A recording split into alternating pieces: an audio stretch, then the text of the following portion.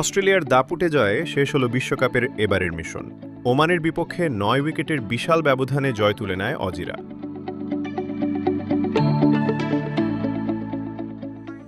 প্রথমে ব্যাট করতে নেমে শুরু থেকেই চাপে পড়ে ওমান। একের পর এক উইকেট হারিয়ে শেষ পর্যন্ত ১০৪ রানেই গুটিয়ে যায় তারা।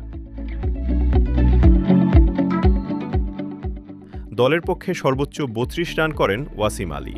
বল হাতে অস্ট্রেলিয়ার হয়ে দুর্দান্ত পারফর্ম করেন অ্যাডাম জাম্পা। মাত্র ২১ রান খরচায় নেন ৪ উইকেট। এছাড়া দুটি করে উইকেট শিকার করেন জাভিয়ার ব্রাটলেট ও গ্লেন ম্যাক্সওয়েল। জবাবে ১০৫ রানের সহজ লক্ষ্য তাড়া করতে নেমে কোনো চাপই নেয়নি অস্ট্রেলিয়া। ওপেনিং জুটিতে ঝড় তোলেন ট্রাভিস হেড ও মিচেল মার্শ।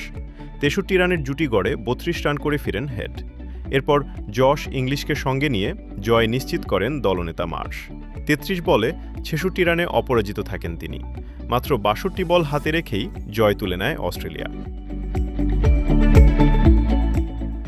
দাপুটে এই জয় দিয়ে বিশ্বকাপের মিশন শেষ করল অজিরা। স্পোর্টস ডেস্ক, কাল প্রকাশ।